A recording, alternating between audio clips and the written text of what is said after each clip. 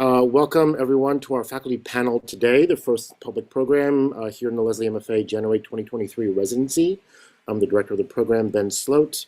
We start our program with a land acknowledgement. Leslie University here in Cambridge resides on the ancestral and unceded lands of the Massachusetts peoples, whose name was appropriated by this Commonwealth.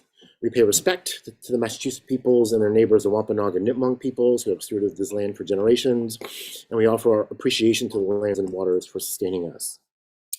Our general thematic for this residency is nature as knowledge, which responds to the natural world, not as a passive subject matter, but as an active location for various forms of aesthetics, concerns, contexts, and knowledge. As artists, nature becomes a generative location to consider personal language and metaphor, as well as various forms of knowledge, such as the empirical, indigenous, and declarative.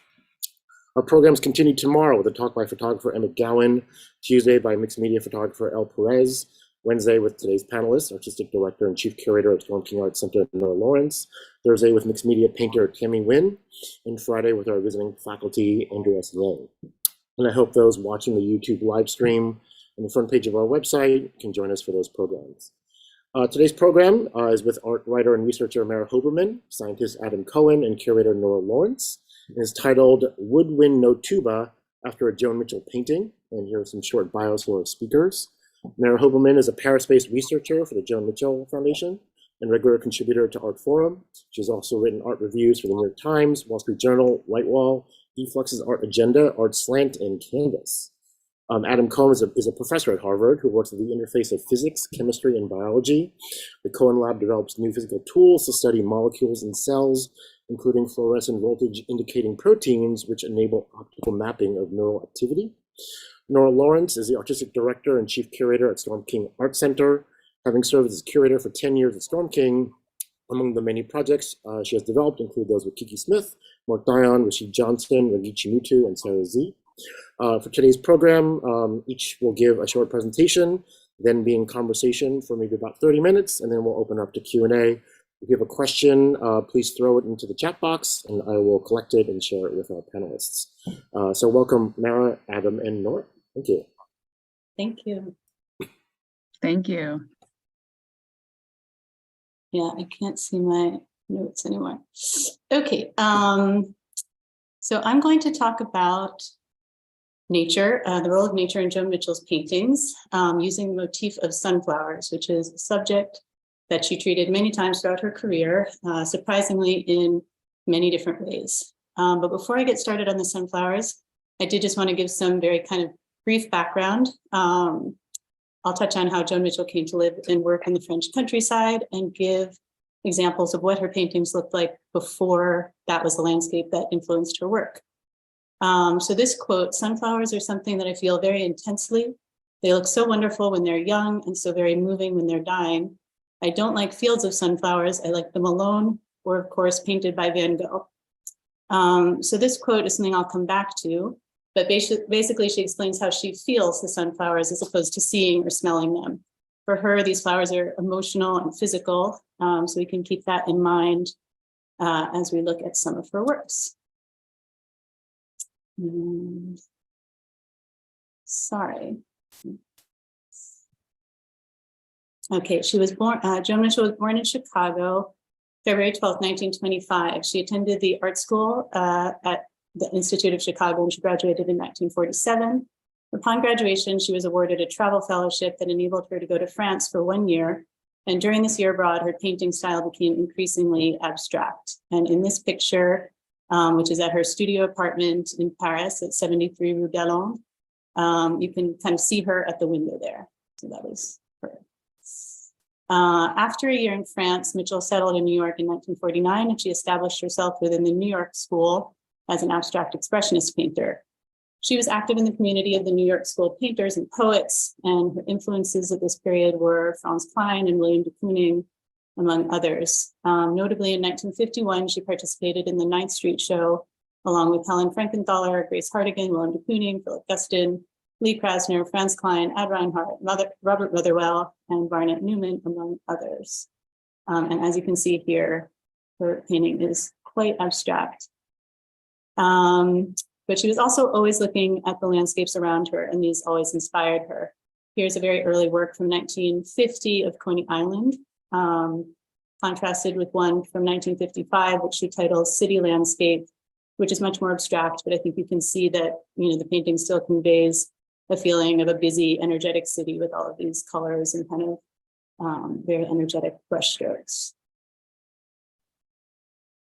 In 1955, Mitchell began dividing her time between New York and France, and she worked for periods of time in both cities. In 1959, she settled permanently in France, initially in Paris. And this is a picture of Mitchell's studio on Rue Frémicourt in Paris in 1959. Okay, so these are some examples of paintings that she was making in the 1960s when she lived in France, and they're kind of characterized by these dark colors, a lot of movement, splatter, lots of reserve around the edges of the composition. They appear very abstract, but in fact, they're highly influenced by the landscapes that she encountered, which include kind of the craggy coastlines of the French Mediterranean, where she would go sailing, and specifically Corsica, which she visited for the first time in 1958. So another thing that's important to know when looking at Mitchell's paintings and her connection to nature is that she painted from memory. And here's how she described her process in a letter to a friend written in 1958. I paint from remembered landscapes that I carry with me and remembered feelings of them, which of course become transformed. I could certainly never mirror nature. I would like more to paint what it leaves me with. And I thought here just to show, so this is a still from a home movie that Mitchell's partner at the time, the painter Jean-Paul Riopel, took from a boat when he and Joan Mitchell were sailing around Corsica. And I think it gives an idea of this kind of craggy landscape that she was looking at and how she translates that into her painting. You really get a sense of the dryness, the colors. Maybe these are some purple flowers, the little patches of green, the crustiness. And again, she would have painted this, back in her studio long after she took this boat trip, but this is the landscape that stayed with her. In 1968, Mitchell moved to Vétheuil, which is a town northwest of Paris, where she purchased an estate with a large garden overlooking the Seine. She set up her studio here and worked until her death in 1992 in Vétheuil. And this is really her immersion into the country landscape. She lived with a view of the river, the Seine, flowers and trees, and all of this had a profound impact on her paintings. And notably in her garden were these very tall sunflowers, which you can see here in the picture. This photo is from 1972. And here's a picture of Mitchell's studio in Vétheuil. You see one of her dogs, which she loved very much, and they were always around. And then a picture of the estate from the outside, and in the background, you can see down to the Seine.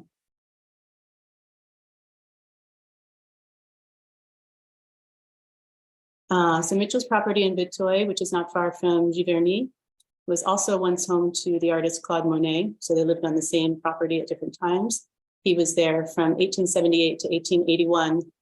And what's interesting is that unlike Monet, Mitchell never painted en plein air. Like I said, she preferred to work in her studio. She painted from memory. She was painting at night, in the dark, with electric lights, often listening to music. I don't know if, oops, sorry, you can see that, but up there are the electric lights and the speakers. And kind of you can see that all the French doors there are blocked from the daylight. So in the context of this panel, I just wanted to focus on Mitchell's sunflowers, which I really think show her strong and specific connection to nature. Starting in 1969, Mitchell began to paint the sunflowers. This is a quote that she said, "They are like people to me." And the emergence of this theme really coincides with her move to Vétheuil. The first mention of a sunflower painting that I have found is in a letter from 1968, when she wrote to a friend describing a new painting that she was working on, and she called it, quote, "a violet picture turned into a sunflower. Apologies to Vincent." So that's a reference to Van Gogh, whose work and whose paintings of sunflowers had a huge impact on her. So yeah, in the quote from the previous slide, Mitchell compared sunflowers to people. They are like people to me, she said. She also described having an emotional response to these flowers. In a conversation with Yves Michaud in 1986, she said, sunflowers are something I feel very intensely. They look so wonderful when they're young, so very moving when they are dying. And this is indeed a strong sense of emotion that we feel when we look at Mitchell's sunflowers. And I feel it's fair to say that these paintings not only represent people, but they're a reflection of the artist herself. So to me, they're really self-portraits. Here's another one from '69. And in contrast to Mitchell's perhaps better known, more densely painted landscapes, her 1969 sunflowers are pretty stark in terms of their composition. They're characterized by these halos of golden petals and then the boxy or circular dark red or green forms, which are the sunflower's disc-like centers. This is the largest sunflower that she painted, also from 1969. It's a triptych and it's in a monastery in France. And here we can clearly see like a full blossom in the central panel with the red disc in the middle and the yellow petals around. And then the side panels sort of suggest the flower that's already wilting with petals falling. It's a little maybe hard to see here in the PowerPoint, but there's a lot of thick impasto in certain areas of the flower. And this is really counterbalanced by kind of the wispy calligraphic strokes of the reds and the blues that seem to kind of flutter down like dripping petals. So 6 of these 1969 sunflowers were shown in Joan Mitchell's first major museum exhibition, which was at the Everson Museum of Art in Syracuse, New York in 1972. And the show was very well received. In the New York Times, Peter Sheldall predicted that Mitchell would eventually be recognized as, quote, one of the best American painters, not only of the 50s, but of the 60s and 70s as well. So these sunflowers are really attached to Mitchell kind of becoming, you know, successful and having critical acclaim and commercial successes. So these glorious sunflowers that she first started painting they're attached to her move to the countryside and also with her kind of blossoming as an artist in terms of her career. And when she started painting these sunflowers, she really never stopped. They change forms, but they're always there. It's one of the strongest and most consistent motifs throughout her work. And she returned to them kind of periodically. And each time, for me, they're really a reflection of herself that changes with kind of her mood, her health, her personal situation. So now we're going to look at a few sunflowers from different points throughout Mitchell's career, from the 70s to the 1990s. So this big one on the left is from 1976, and the title is Tournesol, which is sunflower in French. And here we really see a different style. She fills the whole canvas with paint. And you do see the familiar kind of yellow of the sunflower, but it really competes with the dark greens and the bright blues, and it's getting mixed together with these hues directly on the canvas. And at the right is from this same period in the 70s. She also did prints. So that's a sunflower print in etching from 1972.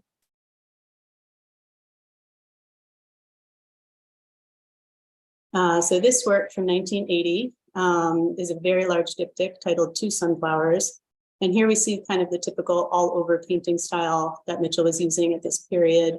We don't see individual features of the sunflowers. And this one also, I just wanted to note, is quite similar to the one that Ben wanted to title this talk after. It's similar to Wood, Wind, No Tuba from 1979, which is in MoMA's collection and was recently on view at David's Werner. So to me, this one, it could be looking at a field of flowers, except in that quote at the beginning, we saw that Mitchell explicitly said she did not like fields of sunflowers. Rather, she said she liked them alone or painted by Van Gogh. And here, I think there really is a strong connection to Van Gogh. So this is up in the left corner, a painting from 1887 of sunflowers by Van Gogh. And I think in terms of the brushwork, the colors, sort of the way things fill the canvas, you really see that influence as well. In the 1990s, Mitchell returned again to sunflowers, and this time they're darker, they're less euphoric. She did a lot of diptychs at this moment, and they represent multiple blossoms, and she's using kind of different colors, these reds, greens, and blues. The palette has less of those golden kind of telltale sunflower colors. There's certainly none of those glorious halos that you see in the 1960s works. They seem generally to be more somber. They feel looser and sparser. They're still joyful to me, but they're also more subdued. And this is getting towards kind of the end of her life. So she was often not well. So these, I think, also reflect really her physical state. This triptych from 1991, it's even sparser. The forms are really simplified. It's apparent that they were painted very quickly. The blossoms are still very bold, they're fiery, but they appear to be in motion. And we really get the sense that she's showing the fleeting nature of these flowers that last, only a certain period of time before they wither and die. And by extension, I think she's talking again about kind of all living things in the cycle of life. Yeah, here again, the sunflowers in this muted palette, they begin to look a bit droopy, like they're losing all their petals. There's no more of that kind of overallness of the bold yellow diptych from 1980. And again, it's hard to see, but there's a lot less of that kind of crusty impasto that she was using in 1969 and even in 1980. These are much looser, and the paint is kind of less thick, less bold. Speaking of droopy, there's another quote from Mitchell where she once said, "If I see a sunflower drooping, I can droop with it, and I draw it, and I feel it until its death." So again, a really strong connection for her with this particular flower, where she feels it, she relates to it, and when she sees it dying, she kind of dies with it. So we understand just how closely she, sees herself in these flowers, to physically and emotionally droop with them. And here, yeah, in 1991, she's kind of becoming that drooping flower.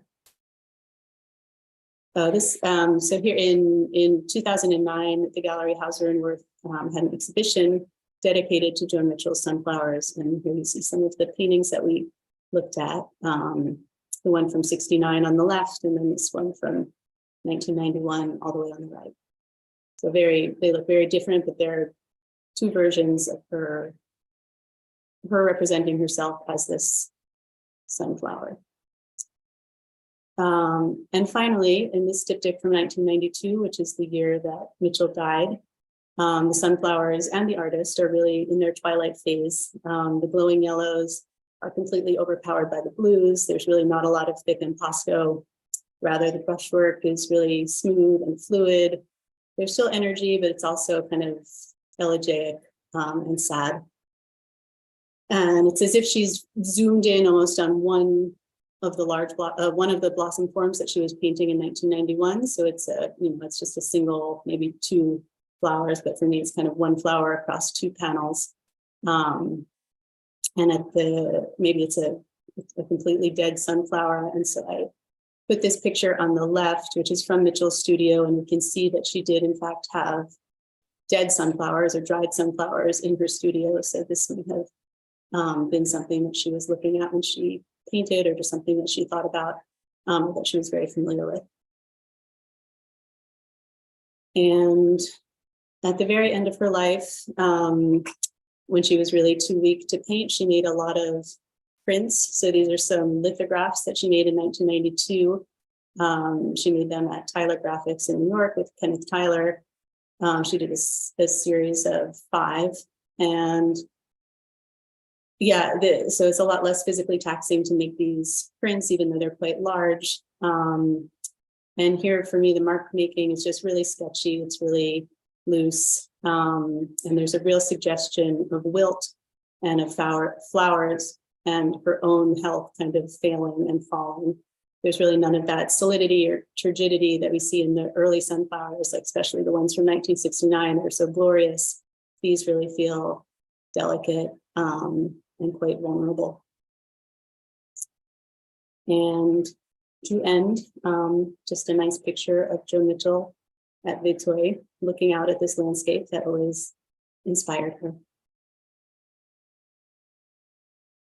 Thanks. Great. Thank you, Mara. Let me pass it over to Adam.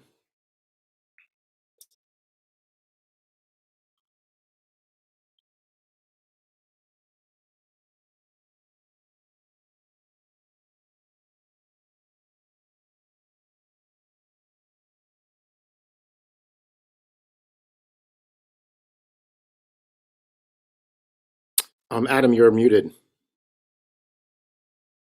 Great. Can you hear me now? Yes, Yes, yes, and we you can can see hear the you. screen? Yes, looks great. Okay, great. So first, I want to thank Ben for the invitation to come visit with you all virtually and to share how excited I am to be on a panel with Mara and Nora. I've known Mara since 1986 when we were both 6 years old, and Nora is a much more recent acquaintance. I've known her since 1992 when we were 13. And so it's great to be able to reconnect, even if it's just through a computer screen. So I'm in the chemistry department at Harvard, which is just down the street from Leslie. And my lab works on developing tools to image various aspects of activity in the brain. And a lot of this effort really involves just finding ways to see things, to make what looks otherwise like a sort of pinkish lump of porridge, maybe, into something where you can see both the structure and the function. And the first image is an image of some neurons which have been grown in a dish. And to me, this evokes a little bit Van Gogh's Starry Night painting. Here you can see the axons of the way they've sort of grown into this serpentine pattern. And in many ways, the work that we do in creating these images, it's a form of artwork where the landscapes and the objects in nature that we're trying to image are on a very small scale.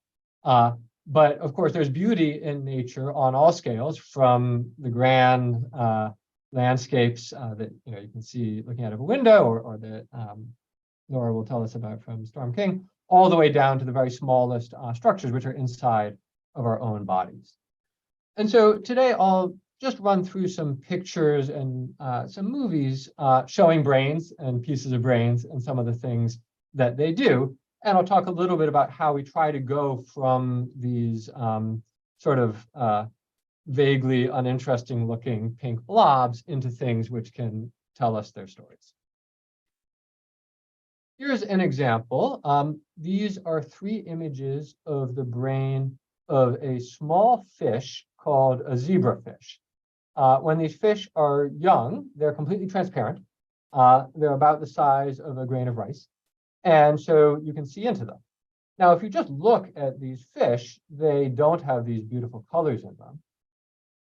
People have learned over the last decades how to take genes, little pieces of DNA, from different exotically colored organisms that you find in the wild, the kinds of things that you might find in a tropical reef or swimming in the ocean somewhere. And to take the genetic material which gives different animals their colors, and to introduce them into other animals and into specific cells in order to light up those structures. And so here, these zebrafish have been genetically modified so that their neurons are a little bit lit up in different colors. Just to orient you, the fish's eyes are up at the top of the screen here. You can sort of see the lenses a little bit on each side. And then these little circles here are some of the neurons, and the lines going back and forth are tracts of axons which connect the left half of the fish's brain with the right half of its brain. And we like these fish because they're small and transparent, and you can see right into them. For animals with bigger brains, you can't typically see the whole thing, but you can see pieces of it. And we do a lot of work looking into mouse brains. This is an image of a single neuron from the brain of a mouse. And this neuron has been also genetically modified to light up, to be fluorescent, so that we can see its structure. Each mouse brain has about 75 million neurons of this sort. And each one of these neurons is connected to between 1,000 and 10,000 other neurons. And so there's a lot of connections inside of even the brain of a humble mouse. As people, we have about 100 billion neurons in our brain. So about more than 1,000 times more neurons in our brains. But the neurons of a person and the neurons of a mouse actually don't look that different. They're basically similar in their structure. And so here in the middle of this neuron is what's called the cell body. That's where the nucleus and sort of most of the machinery for the cell is. And then these wispy tendrils, which point out in both directions, are the dendrites. This is where the neuron gets its inputs. And we actually know very little about what happens in these dendrites because they're so tiny that they're very, very hard to get probes into to study. Here is a close-up image of one of these dendrites where we've labeled it with a green protein. This is a protein derived from a jellyfish. In the jellyfish, it makes it fluorescent. And now we've taken this fluorescent protein and put it into the neurons. And then we've used a different fluorescent tag, a red one, to tag the synapses. And so you can see all of these little sort of mushroom-shaped spines, which are where this neuron gets inputs from its thousands of signaling partners. Now, these pictures that I showed you so far are static pictures. They're just snapshots of the brain. But of course, the most characteristic thing about our brain, the defining attribute of it, is that it's dynamic.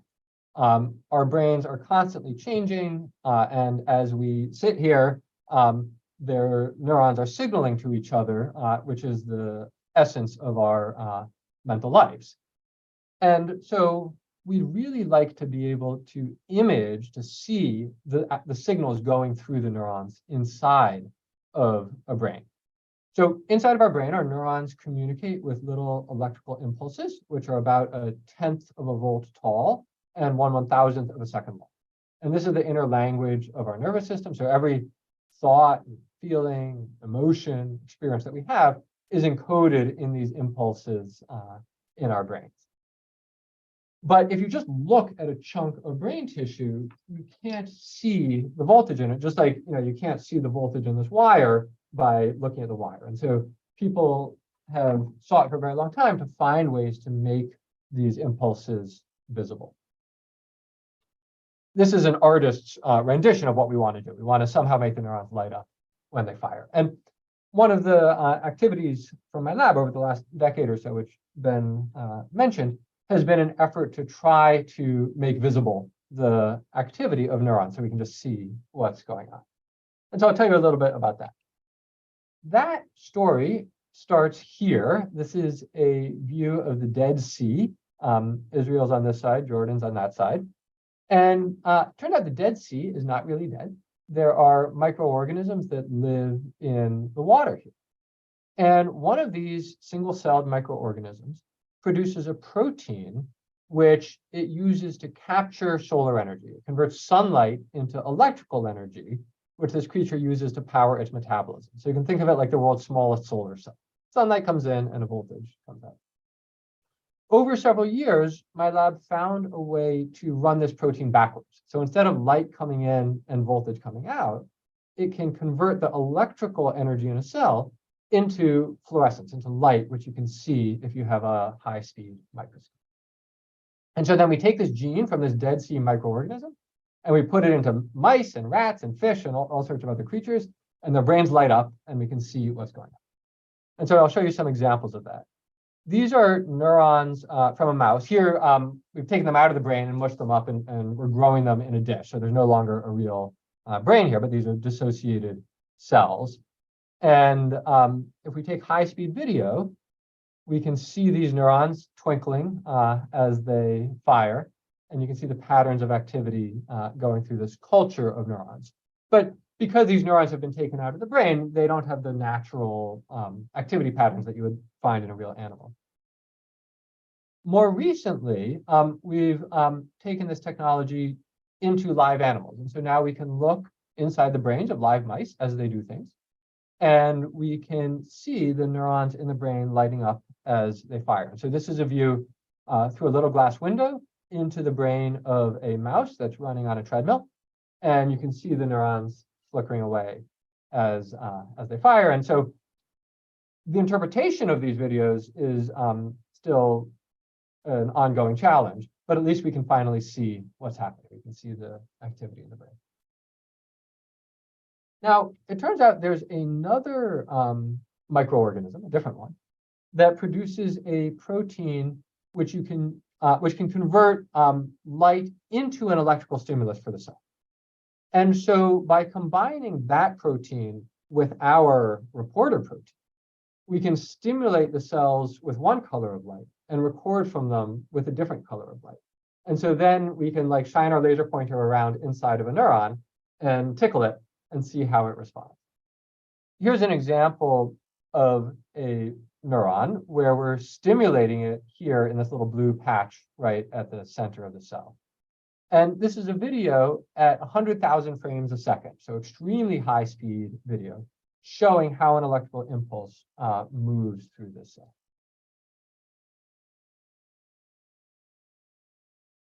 And so what I want you to imagine is that this is what's going on inside of your brain in every one of your cells, dozens or hundreds of times a second as you sit here and think.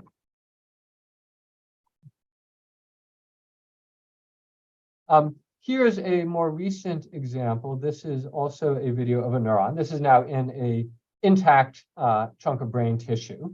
So here's the cell body, and you can see these very fine dendrites. And again, we'll map how an impulse propagates through this neuron.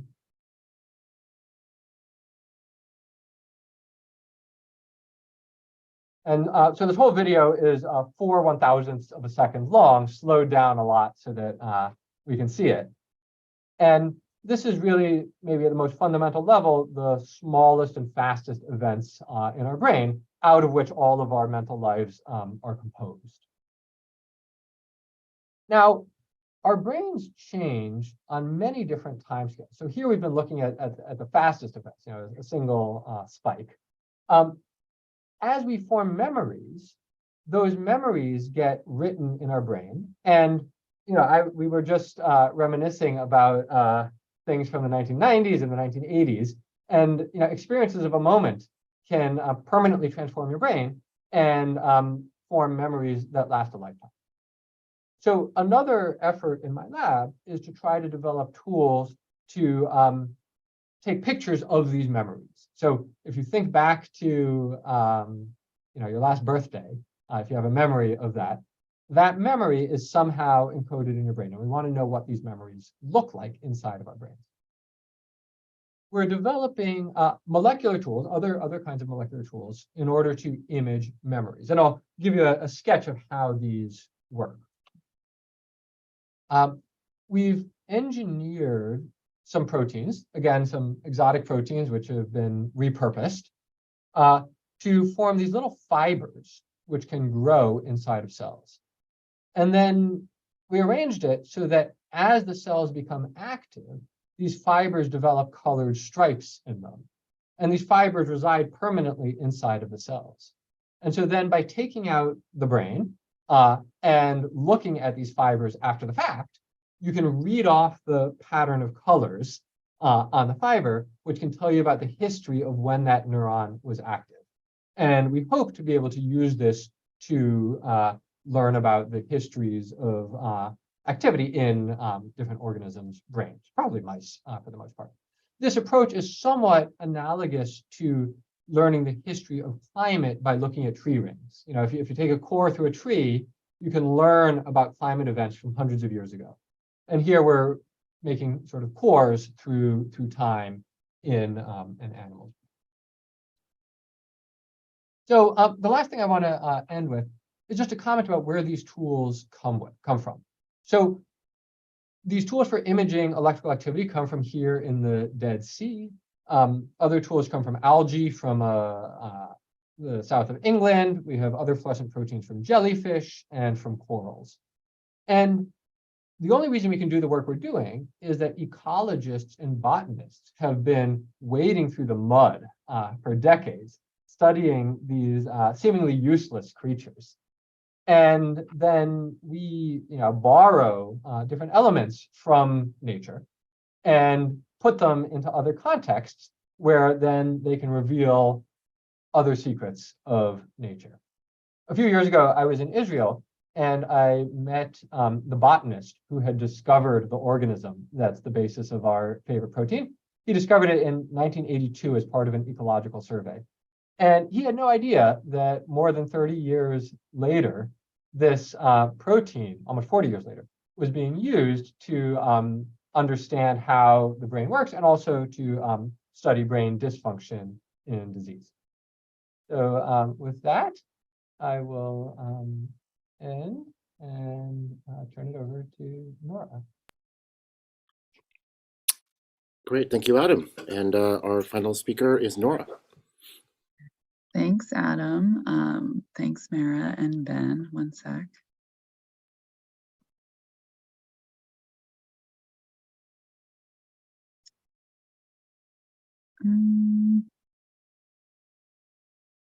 Did that work? Am I sharing?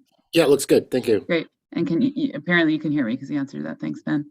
Okay. Yes. Yeah. This is so interesting. I feel like we really do all have different perspectives on these ideas of nature, and I'm looking forward to discussing with everyone after this.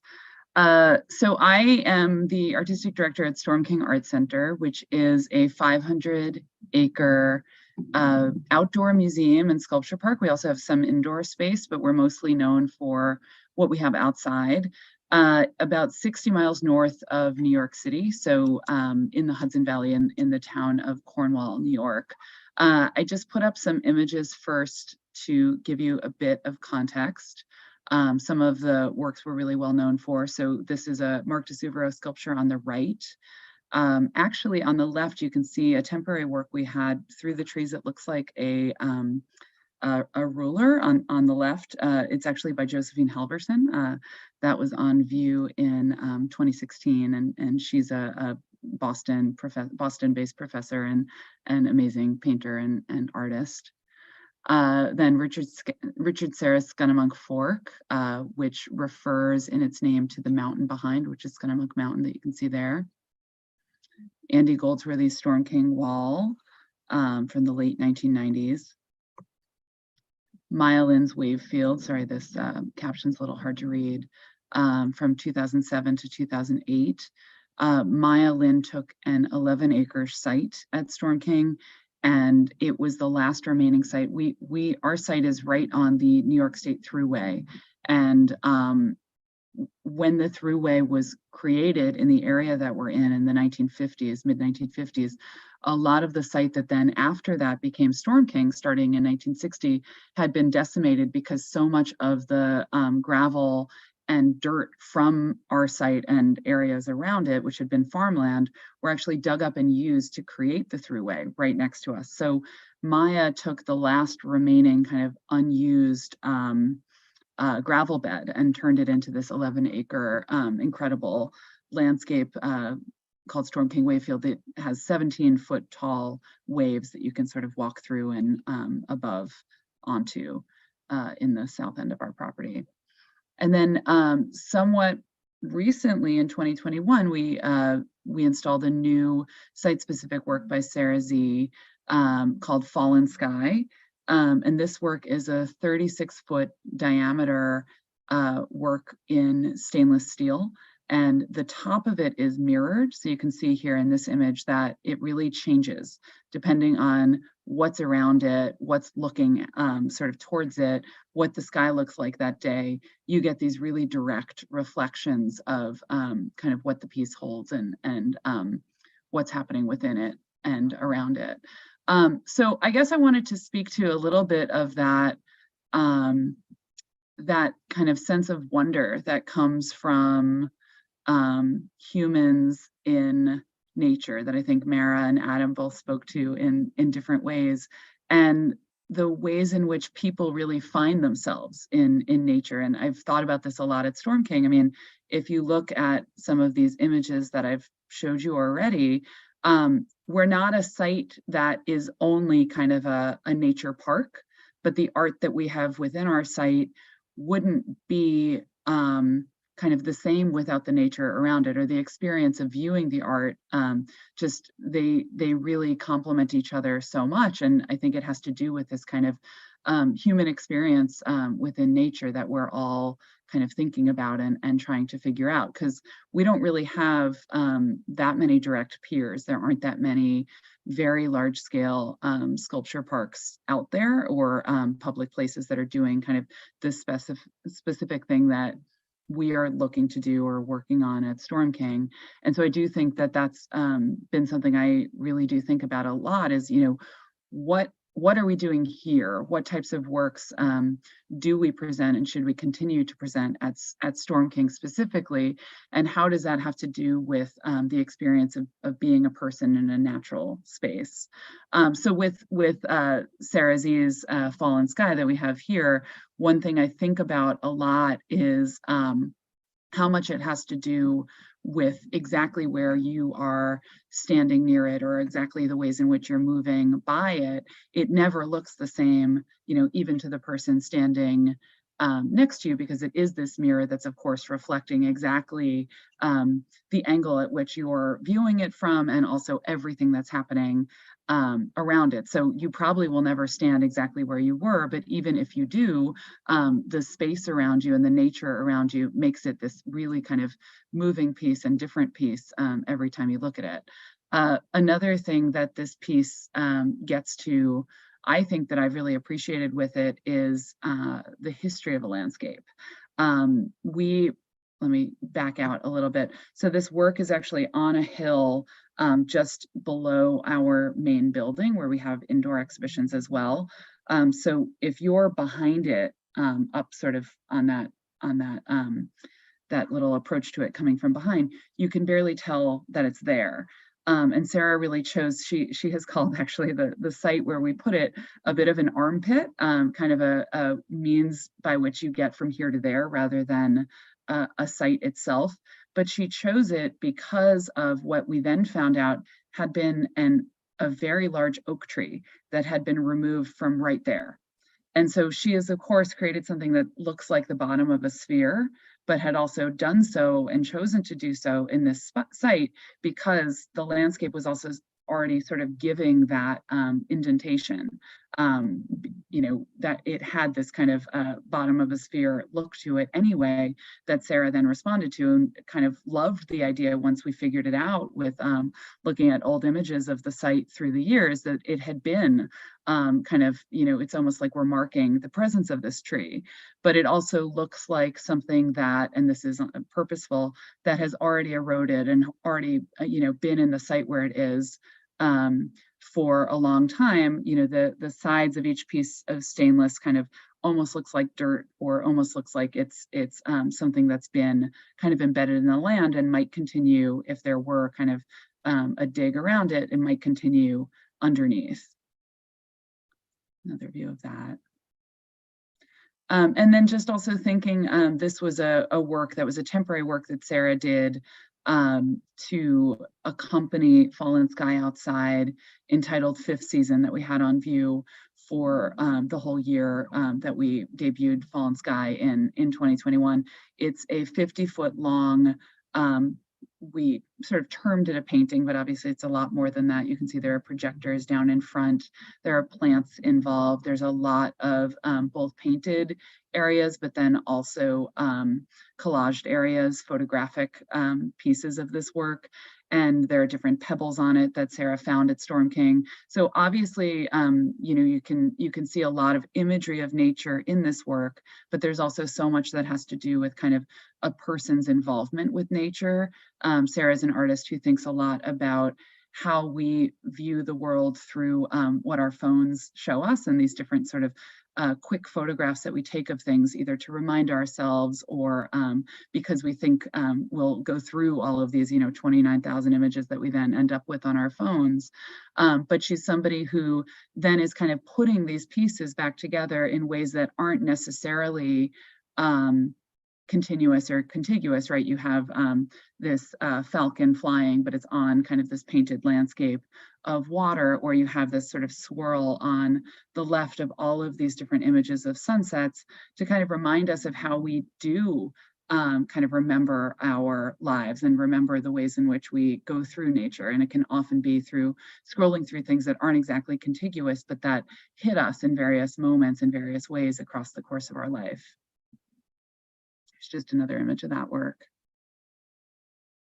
So just another recent piece that we've done that gets to this kind of sense of human in nature. This was a work that we did in 2020 with the artist Martha Tuttle called A Stone That Thinks of Enceladus, which is a moon of Saturn that is believed to be one of the places in our universe that actually has ice.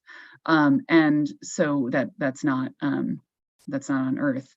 And so Martha was working with these boulders that we put in place at Storm King that were from our site, but we made this field for her and we mowed it based on the principles that she wanted for the big space. So it was about a 4-acre site.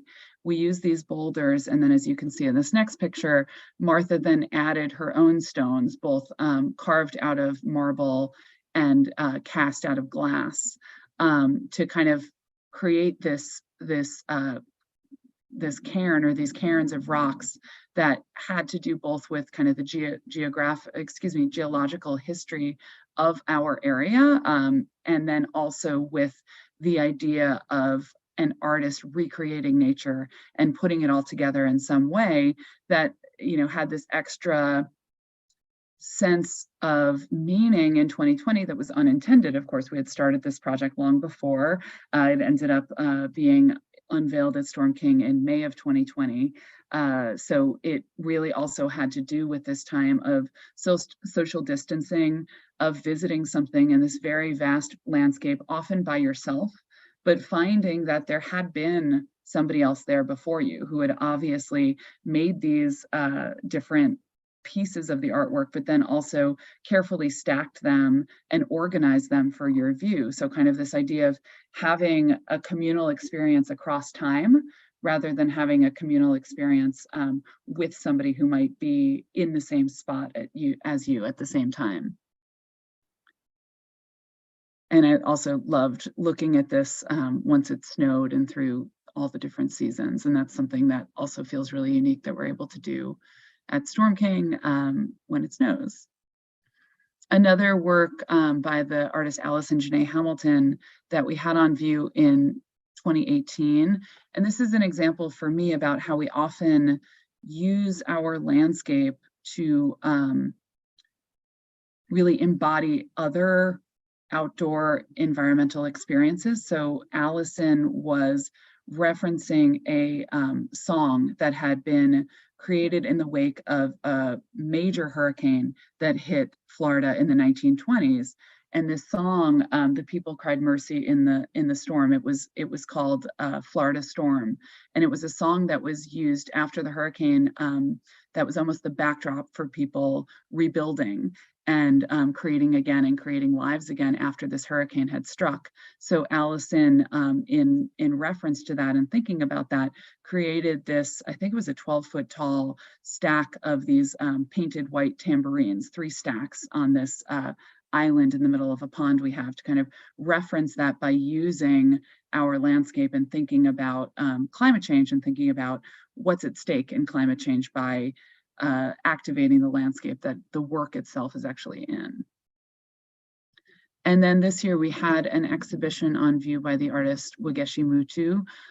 This work is called Into Canoe. These are 2 kind of female figures who are human, they are alien, they are plant. They have mangrove hands and feet. They're sitting, actually, this canoe is filled with water that you can see out of that, the arm of the figure on the right. It stretches down into the canoe and you can see that there's actually water pouring out of it. But Wangechi was interested in kind of activating our landscape in a different way. And I was thinking about this, Ben, also just as you gave your land acknowledgement at the beginning of the art talk, and thinking about kind of layers of history in any particular place. One interest in working outdoors for Wangechi was connecting. Wangechi is a Kenyan American artist. She splits time between Nairobi and Brooklyn. And she was interested, she was raised and grew up in Kenya and was interested in making connections between indigenous populations in New York State and the histories of our landscape in New York State and indigenous populations in Kenya, where she's from, and kind of thinking of this as something global rather than just, specifically one place or another, but also thinking about kind of the way that lands have cultural histories as well as environmental or natural histories. So that's something we're thinking a lot about at Storm King. I know I'll be speaking to some of you in greater depth later this week. I think I'll stop there and continue with a conversation with everyone else here. Thank you. Great. Thank you, all three of you. That was really fantastic. I guess I had a few thoughts and a few prompts to let y'all kind of explore further. One is issues of scale, and Mara's thoughts about Joan Mitchell are very on a human scale, like the sunflower becoming a proxy for a person, whereas Adam is working on a very kind of on the nano scale, things that are like imperceptible, but yet we know are part of wider natural systems, and Nora is working on this much more kind of 500-acre scale. And so I thought that was one interesting prompt. And another one is about a kind of translation scenario. Like, I'm fascinated with Adam, how dependent it is on a kind of like optical visual aesthetic in order to make it visually appealing for us to want to understand that, and all the mechanisms, not only of what is evidentiary, but how we interpret that and how we think further. And later, when we go to the Q&A, I have a question for you from a Darwin quote on the human eye. And also the translation of like Mitchell seeing herself in this plant, or how folks respond. I love the story of the oak tree and the Sarah Sze. It's like this kind of like residue of the space that Sarah is really responding to. And also the kind of mystery and wonder of it all. Like, there's so much that is less understandable than it is. And I think that ongoing presence and mystery and excitement in all three of you, it's like a thrilling practice that surrounds this subject. So those are some ideas, but I guess I might just first ask about the issue of nature as a kind of proxy for some thoughts, and starting with the Mitchell, because I thought that was such a unique and individuated view of the natural world. Thank you. I think you really picked up on exactly what I'm saying, which is that I think for her, there's the internalization of nature is just like really kind of what her work is all about. So she is looking at things constantly. When she moves to the countryside, she has this around her, and yet in order to paint it, she goes indoors in her studio, closes the windows, turns on the electric light, puts on music, and kind of just like shuts out the world, and is able to paint from her memory and from her feelings about nature, and how it is inside of her. And it's kind of incredible. When I was looking at Adam's images of the brain, I mean, they just like, you can't help but kind of relate them to abstract painting. I mean, the colors are there, and just like, the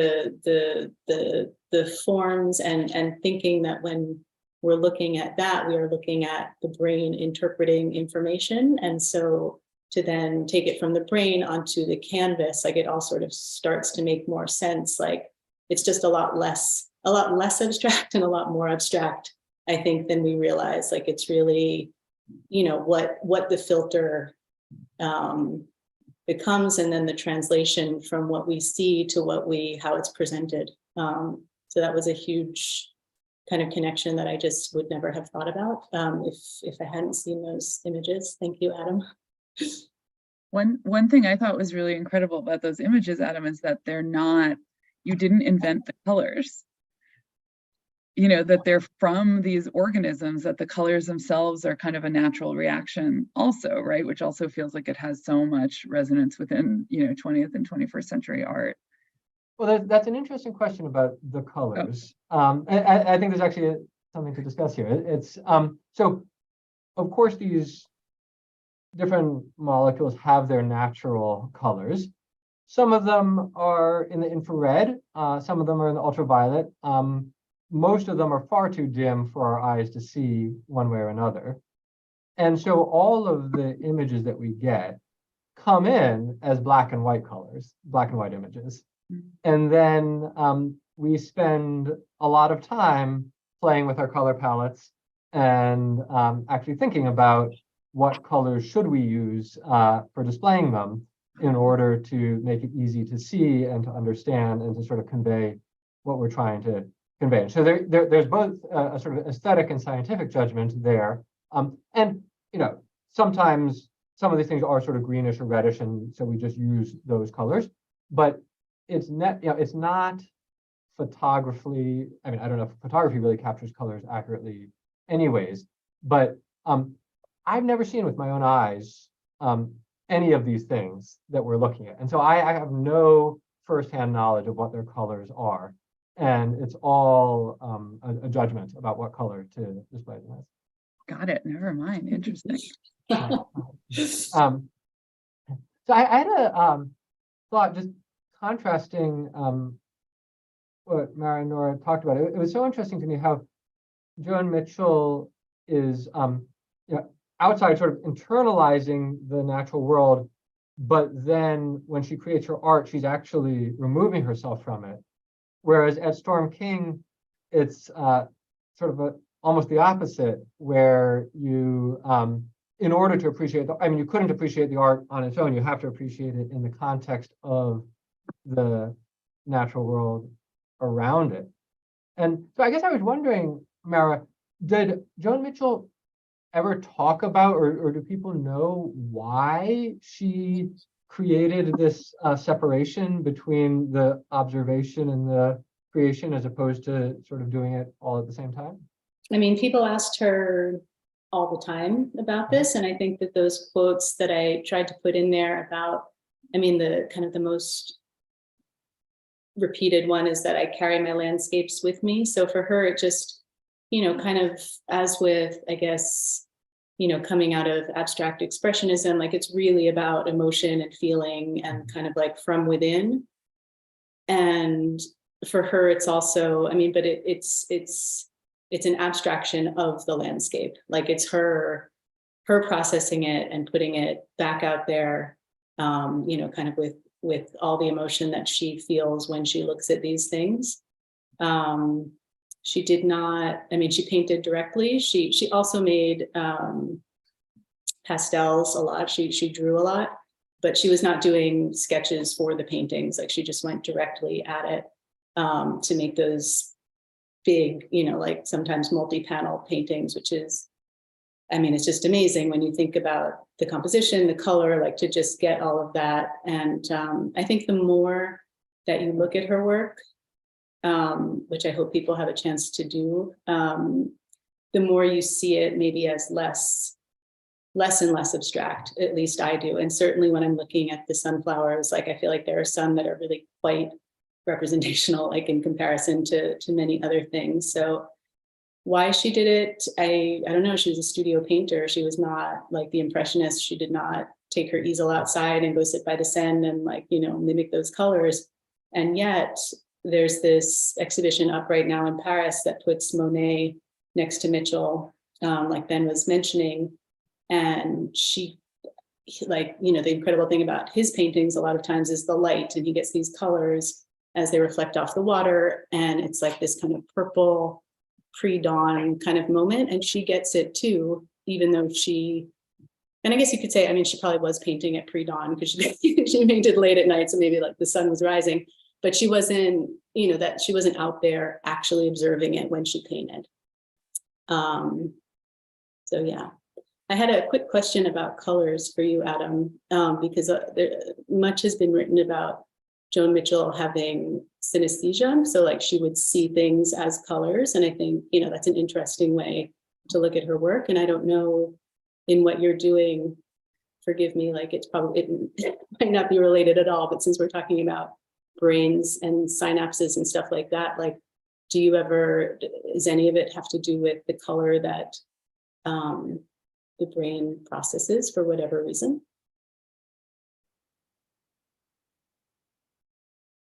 I mean, we do a lot of work on sensory processing. I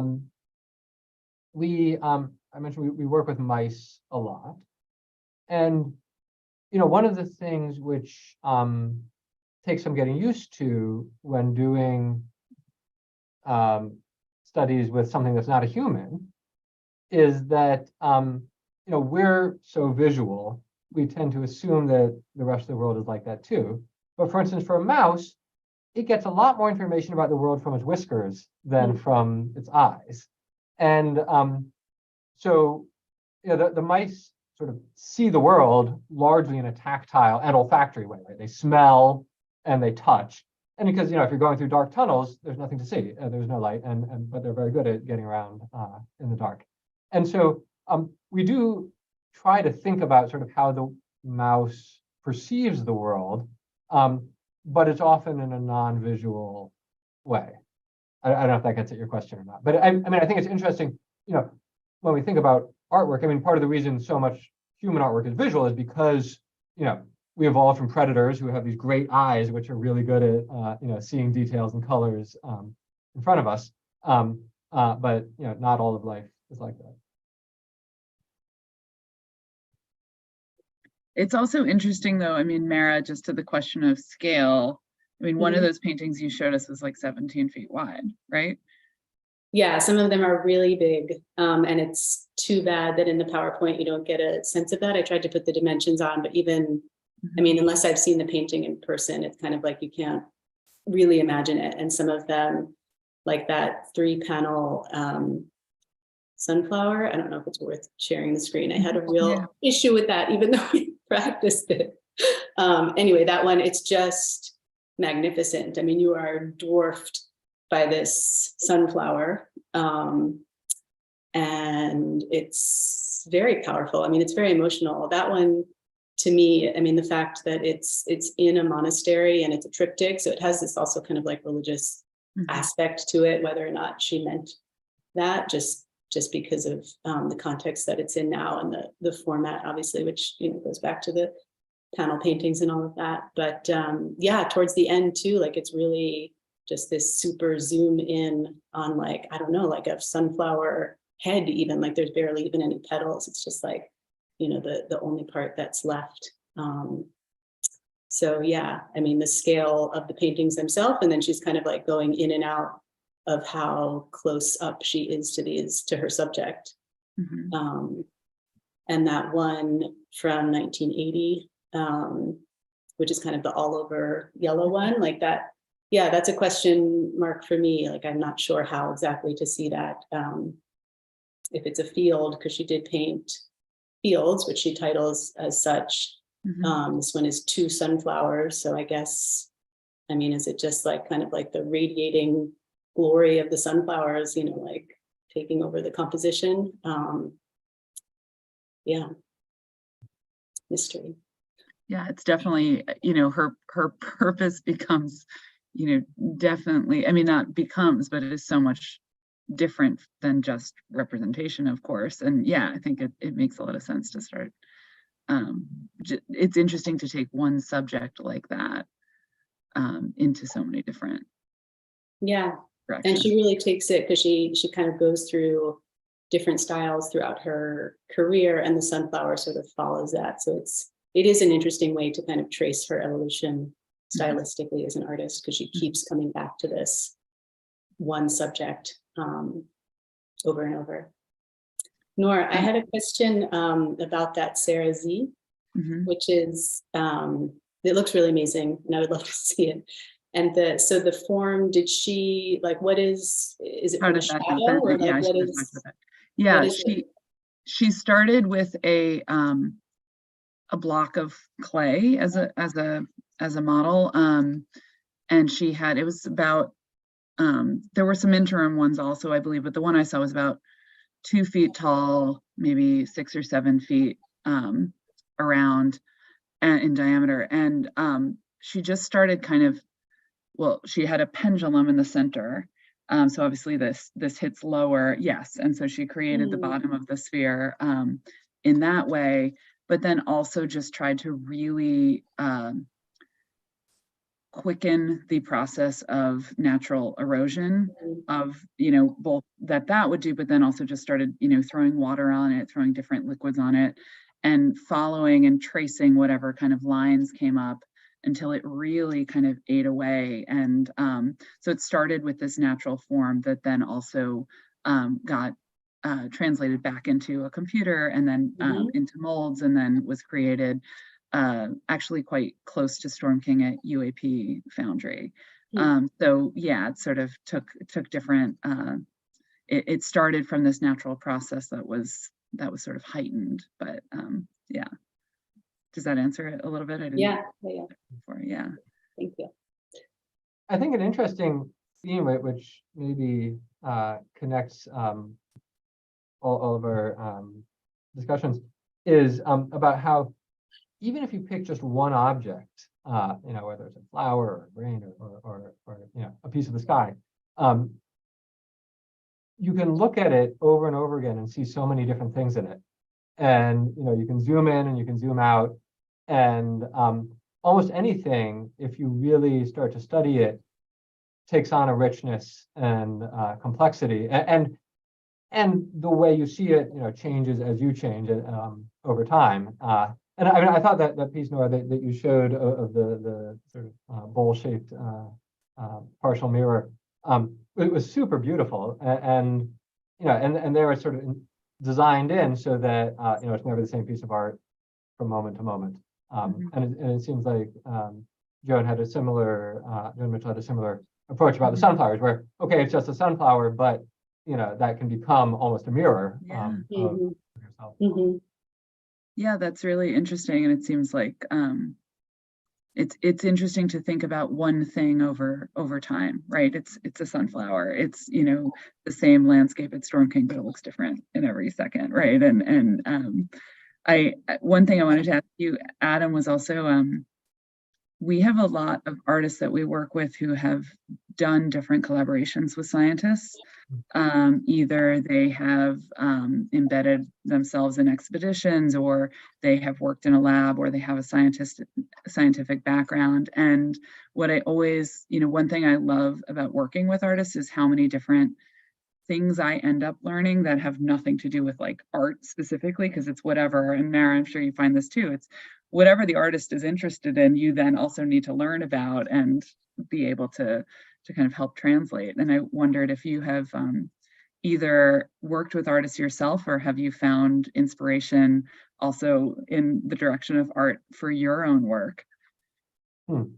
That's interesting. There are artists who are sort of around here. There's a woman named Felice Frankel, who has been an artist in residence at both MIT and Harvard over the years, and has helped many people take images which serve some functional purpose, for some particular scientific project, and appreciate the beauty in them and turn them into works of art. I haven't worked with her closely myself yet, although maybe someday. But it's definitely, I think, as we the first image I showed, which was sort of Van Gogh inspired neurons sweeping through the blackness. I mean, I think there is definitely an effort to try to find the most beautiful image and the most evocative image, and to capture that in the images. I had a question. Sorry, I had a question about the present for all of you, which is, it's a kind of interesting moment that, for Mara, like Joan Mitchell is like having this incredible moment, or for Adam, like the technology and also the desire for this research has gotten to this moment like right now. or even the position of Storm King is like so unique right now, how it's communicating and how the viewer is so immersed in that. And so I was wondering if each of you can maybe address that. And I see you had a question, so that could wait.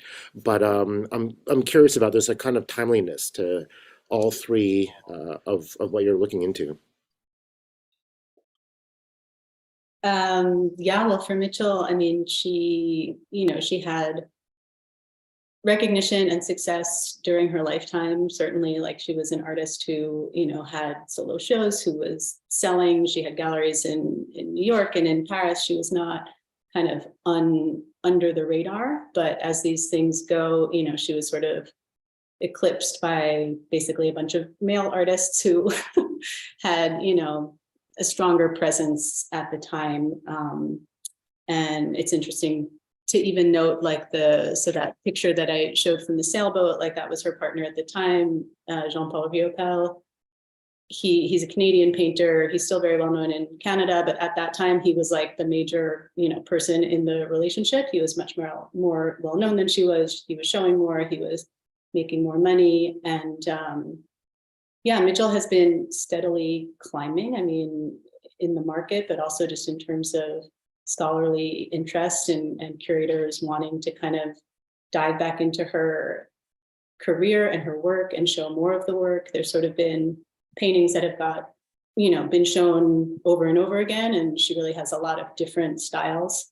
That show that you saw at Werner was, focused on the 1980s, which maybe people know less. And then this retrospective, which has been traveling around. So it started in San Francisco at the SF MoMA, it went to Baltimore, and now it's here in Paris. And the feedback that I've heard is that it's really a discovery. Like, people are kind of used to seeing maybe one or two paintings in a permanent collection or in a group show. And this is just a huge, very thorough kind of presentation of an artist's entire career. So it's really exciting. Go ahead, Adam. Okay. Well, so in terms of brain imaging stuff, there's definitely a sense that things are changing. Several things are coming together, which are collectively changing the way people study and think about the brain. The molecular tools, so now that we have the Genome Project and we have access to huge amounts of genetic information, people have gotten much better at developing these molecular tools. And so those tools have, finally we can actually see what's going on. It's been decades where people have had to use indirect inference, and now you can just see. And because we're so visual, seeing is believing. When you can see it, then you really know what's going on, even if it's not actually seeing it, but seeing some digitally processed version. Another factor which has made a big difference is, of course, technology just keeps on getting better, and that makes a huge difference for us. So, the cameras that we use today were not available 5 years ago, and these cameras, they run at 1,000 frames a second or faster, and they're very sensitive. They cost a fortune, but they're really good, and that makes a huge difference. And then probably the third sort of leg of the stool, which has gotten stronger recently, is on the computation side. Of course, we've all heard about progress in artificial intelligence and all of these computational tools, which are now so powerful. And those relate to the neuroscience in two different ways. On the one hand, they provide sort of a foil for our understanding of the brain, because you can take ideas from neuroscience and then try to implement them computationally, and you can see, can you get a machine which can interpret images or carry on a conversation and so on, can do human-like or animal-like things. And so it provides a way to test our ideas. And then also these tools are just very useful when you are drowning in data and you're trying to find some patterns in these gigantic sets of numbers to figure out where the signal is amongst all of that noise. And so these tools help a lot there. And I think the combination of these three different kinds of tools, molecular, instrumentation, technical, and computational, is going to completely change the face of neuroscience over the next decade or so. Wow, amazing.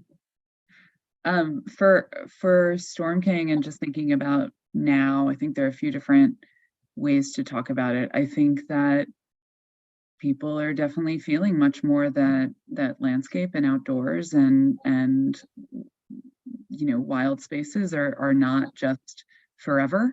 That's a conversation I had a lot with Sarah Sze actually in the process of creating Fallen Sky, was that piece also being on one layer for her about climate change and about this idea of the Hudson River Valley landscape as set and gorgeous and wondrous and something that would never be possible to change because it's just too big and it's just too much and it's just too powerful and gorgeous. And her kind of saying, I am giving you a filmic representation of all of these different fragmentary landscapes when you look at this piece, right? You're not getting anything continuous. You have these little fragments of something. And for her, that was kind of another metaphorical way of saying, like, you can't put it back together. So I think there is a very, very, kind of big picture macro now about landscape and environmentalism, but also about the art world's interest in it, which has been, in certain ways, yes, landscape has been, and we're looking at Van Gogh, we're looking at Monet, and of course Joan Mitchell, but there are a lot of ways in which, the natural world has been inspirational, but not necessarily something to consider as changing, which I think a lot more artists are doing now. And then there's also kind of, my slightly humorous answer of, everyone came to Storm King during the pandemic. It was crazy. Like, where can you go and have a cultural experience with people you love? And the answer was outside. So that is another kind of very, just a little bit funny way that I think we've been kind of in the now. Great, thank you. Well, I want to open it up to questions. So if folks have a question, please put it in the chat, or if they're here in the room with me, they can raise their hand and I'll switch it. But I wanted to start with a question for Adam, because this is from a Darwin quote I've thought about for a while, and it's very kind of ontological and maybe pointing towards the idea of the kind of consciousness nature itself might possess. And so Darwin says, I suppose that the eye, with all of its imitable contrivances for adjusting the focus to different distances, for admitting different amounts of light, and for the correction of spherical and chromatic aberration, could have been formed by natural selection, seems, I freely confess, absurd in the highest degree. And then later he says, in the same quote, how a nerve comes to be sensitive to light hardly concerns us more than how life itself first originated, but I may remark that several facts make me suspect that any sensitive nerve may be rendered sensitive to light, and likewise to those coarser vibrations of the air which produce sound. So I'm curious if you've thought about the kind of larger kind of systematic organizational principles here and where those might come from. Our visiting artist here is a biologist with a PhD. And we talked about, how does biomimicry happen? How does like perfect symbiosis happen? Or what are some principles of knowledge that we're totally unaware of or have no access to right now? Yeah, that's a really interesting question. And of course, I mean, Darwin was expressing wonder at the fact that the eye could have evolved from random evolution. But of course, that is what happened. That's the way it works.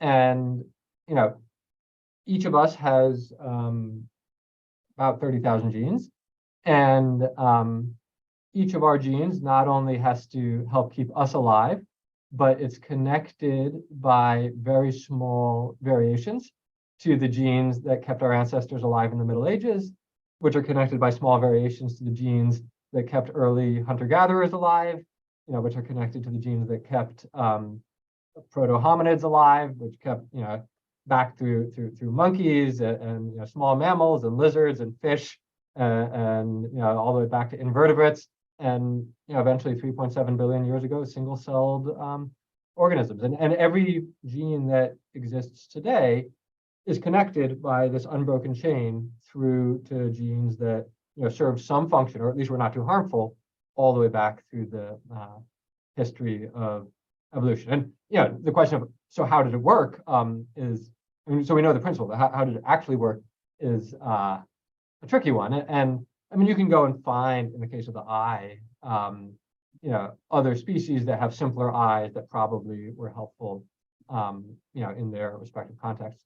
I think one of the things which is sort of has come out of some of these studies, which is perhaps most interesting, is that so single-celled organisms respond to light. These single-cell archaea swimming around in the Dead Sea have to respond to sunlight, and they have the proteins that they use to sense light are structurally very similar to the ones in our own eyes that we use for vision. They basically look the same, and it's the same mechanism. And so these machines have been around for billions of years, and then gotten elaborated in humans in some ways. Great, thank you. So I'm just going to look in the chat right here, and there's a question from Oliver Wassow. And he says, it seems a common thread here is the recognition that humans aren't observers of nature, but in fact are nature themselves. I'm curious if Nora has noticed a change over time on the part of artists who've been asked to create work at Storm King. Have they increasingly made work more as part of the landscape and not work of art in the landscape? Yeah, wow.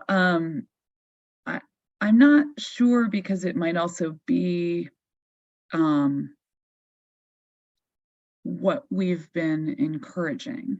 So I think there are always different ways in which artists are approaching landscape. And honestly, I mean, it's one way of answering this, I think, that's a little bit around, a little bit, not indirect, is that it often is the case that we're not able to do what I think a lot of places are able to do, of just saying, hey, give me a proposal for a new work, and let's just see, yes or no on this proposal.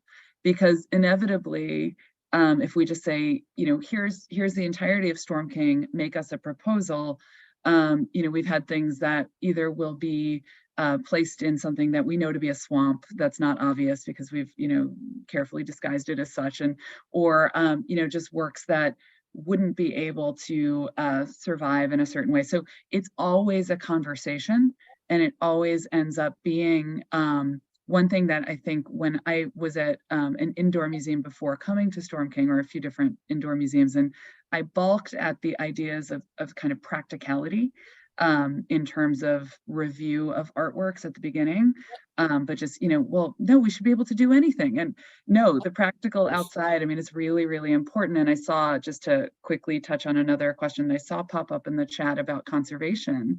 That's something also, as we think about the conservation of our artworks, it's really important to think about, from the start, what are they made of? What are an artist's expectations of how long that whatever it might be would last outside? What can we promise? And how do we all get together and agree that the idea of forever is kind of not a contemporary way of thinking of anything, right? So what do we mean when we say let's preserve something forever? I think is something that different artists think of in different ways. And one artist, actually, David Brooks, who's an artist and a scientist also, is somebody who we have a work with, and he insisted that in our paperwork around the work, we would say it will be exactly here forever, but it's because he liked that kind of question mark. He thinks about kind of, the inevitable demise of humankind, right, in his biological work. So he loves that idea of like, let's just do this, because, it's almost a little bit of a cheeky way to think about outdoor permanent sculpture. So that reminds me of Trevor Paglen's piece that he attached to a satellite and is supposed to orbit the Earth for 4 billion years. And he assumes, like, it'll be found by some future cuttlefish, and then like they can decipher it and then spend time with it. And I think he worked at MIT and to try to find like the most stable material that could last 4 billion years. Like that's kind of a wider thought there. All right, any questions here? Because I'm happy to relay them if people have them. I'll just say really quickly that to me, that's like the exact opposite of what Joan Mitchell was doing. Like nothing is permanent. You know, from the very beginning, she was sort of painting these sunflowers that are ephemeral. I mean, they're like literally kind of like dying as she's, even when they're in full bloom, there's petals that are falling. It's like this very, you know, there's a sense of mortality in nature that it just doesn't stand still. Time is marching on and things are changing and things go from buds to blooms to wilt to, you know, dry dead flowers, and so do people, and so will this earth. Yeah, but yet for her, I'm amazed about like set and setting, that she's painting at night in, you know, in the studio, but yet she wants to be in France, right? In this, like, that seems like such a fascinating combination, or that she's internalizing things during the day and then expressing them at night, but it's such a kind of unusual approach, I guess. Yeah, and again, like just to the kind of like, you know, the way that our subjects are overlapping, when Adam was talking about, you know, these memories, kind of like if he's watching them kind of like happen in the brain, like with these colors going down, and that's something being kind of like, you know, written in your, in the, you know, in the synapses in your brain as a memory. I mean, she must have had an incredible recall for this stuff that was both visual and emotional, and, you know, just that she could paint from that. But yeah, that was really interesting for me to see that visually, you know, in a scientific photograph of that actually happening inside someone's head.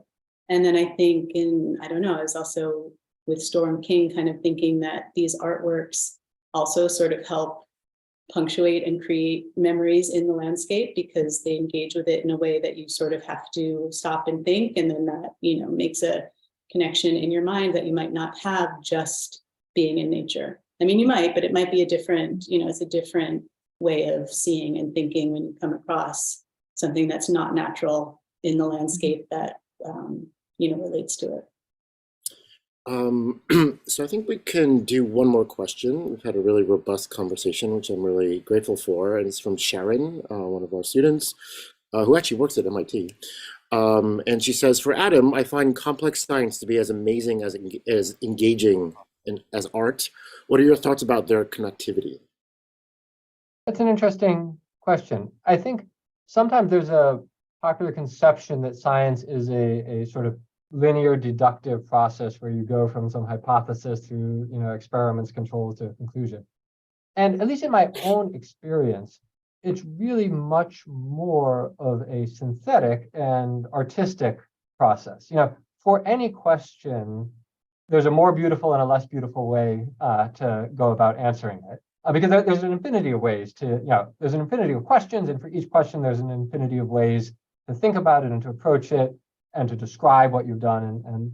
And so one of the main criteria we use in trying to decide among these infinities of things that we might do is an aesthetic one. It is what's going to be beautiful to people, or make people laugh when they finally get it, or, you know, when they understand it, or you know, make people sort of see the world in a different way. And so in many ways, I think that what we're trying to do is, you know, as with an artist, to capture some aspect of nature. In our case, we're not trying to capture the emotional salience of it, but some aspect of the physical salience of it, and to present it to people in a way that really, you know, captures their imagination.